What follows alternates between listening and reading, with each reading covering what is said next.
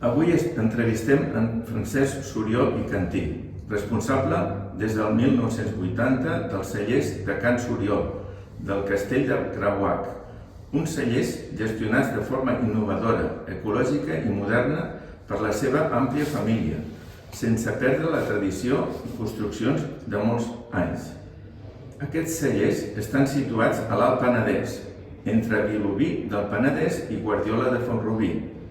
Els membres de la nostra comissió, van fer una sortida al celler de Can Suriol l'octubre passat, on vam poder gaudir d'un dia esplèndid, entre vinyes ecològiques del Penedès al Castell de Creuac, envoltats de natura, història i passió dels seus propietaris. Ara, Francesc Suriol ha acceptat ser patrocinador d'Agroalimentària, que és l'òrgan de difusió de la nostra comissió. Francesc, ens pots explicar breument la història del Castell de Creuac, de les vinyes que l'envolten i dels cellers on elaboreu els vins i caves? Això de la breu història, com que el que deies, pot ser molt llarg i molt curta. Realment la història comença molt enllà. La primera notícia històrica de cellers de Creuac, la primera notícia que trobem és el 1178 i diu: el batlle de Vilafranca va rebre de bé de Creuac el pa i el vi que de la seva llia sortissin per al senyor rei. Realment, ens situa que allà ja es feia vi en aquesta època, cosa que no és gaire, diríem que no és un tema molt normal. Realment, el Penedès central, que estem parlant de la nostra zona, era pràcticament zona de boscos i es va començar a conrear la vinya bàsicament en l'edat moderna. Per tant, que allà hi hagués vinya i vi, d'això és sorprenent, perquè on hi havia el vi era més en la zona de la costa i després en el que era la línia de la Via Augusta. La història és que nosaltres érem masovers, el 1600 ja constem allà, i amb la desamortització de Madoz ho acabem comprant el meu rebesavi i portem una colla de generacions gestionant el territori, per dir-ho manera, fent de pagesos a Creuac. Quina ha estat l'evolució de la pagesia del vostre entorn en les darreres dècades i com n'ha estat la vostra, que ara se centra en la vinya? Realment el barri quan jo era petit, hi havia 12 famílies en el nucli i vam quedar 3 famílies en el moment que hi va haver el canvi de model productiu. Realment hi ha hagut un canvi molt gran, tant amb el nivell de l'agricultura com en la societat en general. I la gent, la nostra zona va ser una zona molt castigada en un cert moment per problemes climàtics, el que és les pedregades. 10 anys hi va haver 3 pedregades que no es va collir res. I els pagesos, a part de que hi havia altres possibilitats, que llavors ja es van obrir, començar a veure les fàbriques i un altre tipus d'organització. A part d'això, la terra, en el moment, amb les pedregades, era misèria. I realment això va provocar una mica el canvi, diguem-ne, en la nostra zona. Van quedar 4 pagesos que, a més, ja es va canviar, en el cas de casa, per exemple. A casa el pare va decidir, a part de la vinya, ja que hi havia el risc aquest, aleshores van canviar el model, que era un model de pagès tota la vida, vedells, vaques, porcs, no sé què, i ens vam centrar en tenir, en aquell moment vam posar pollastres. A casa vam arribar a tenir 20.000 pollastres, vull dir que és així, sense deixar la vinya, evidentment. La vinya era una part del lleó de casa, però vam tenir durant un temps una part important, i això va ser bastant general en aquella època. Com conreeu les vostres vinyes de forma ecològica i biodinàmica? Quins tipus de fertilitzants i protectors de plagues hi feu servir i quins no utilitzeu? Nosaltres, fa més de 30 anys que estem en agricultura ecològica. Jo, amb el que em deia el canvi de model productiu, realment jo moltes vegades explico que quan jo era jove a casa érem pagesos, després vam ser pagesos avicultors i ara són viticultors. I els pagesos realment teníem una mica de tot. Teníem des de blat, farratges, i a nivell de la casa doncs, teníem els animals, vedells, vaques, porc, conills, gallines, una mica de tot. I això va desaparèixer. Però a casa sempre hi ha hagut la voluntat.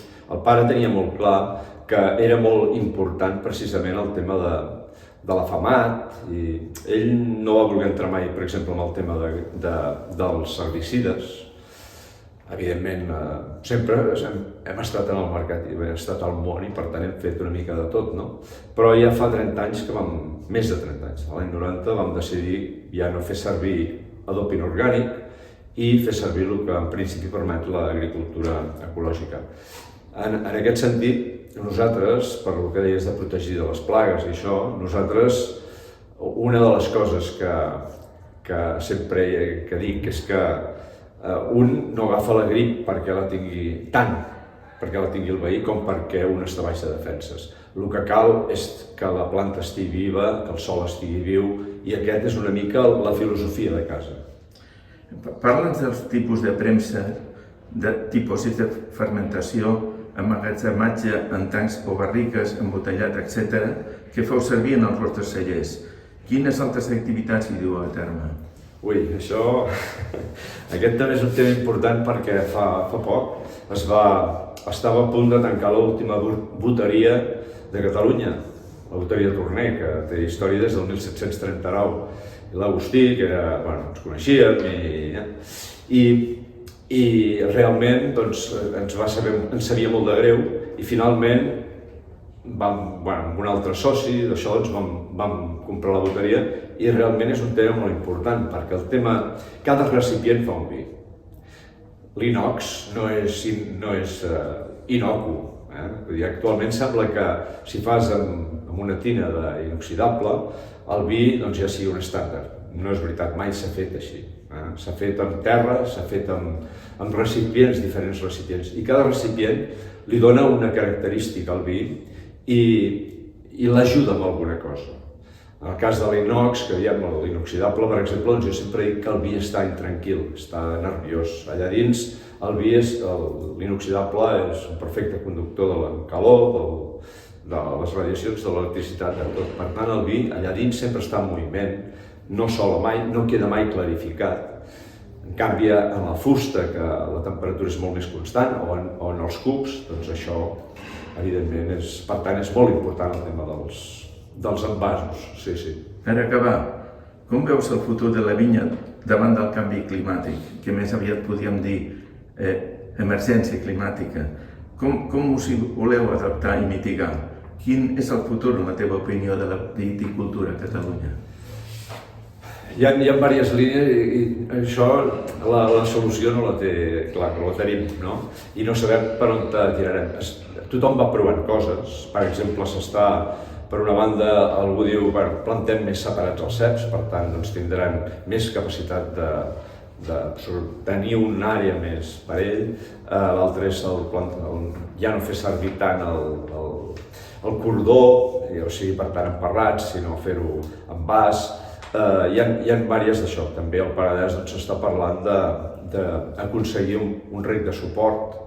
No estem parlant de grans quantitats, però 100 litres per metre quadrat a l'any, que no és gaire, és molt poc. Però això pot permetre, en certs moments, garantir que la planta no es mori i potser acabar de pujar la collita un any, que pot ser com aquests, que han sigut realment molt durs. També han sigut...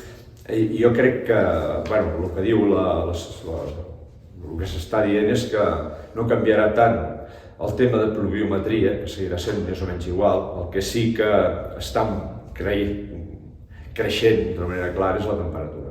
I amb la temperatura augmenta l'evapotranspiració i, per tant, el dèficit augmenta, això segur. Però l'aigua, en principi, es compta que seguirà sent més o menys la mateixa, la que anirà caient. Haurem de veure com ho anem trampejant, que es diu. Moltes gràcies, Francesc, per les teves explicacions i també per acceptar ser el nostre patrocinador i estar dins de la nostra comissió. Gràcies a vosaltres, un plaer.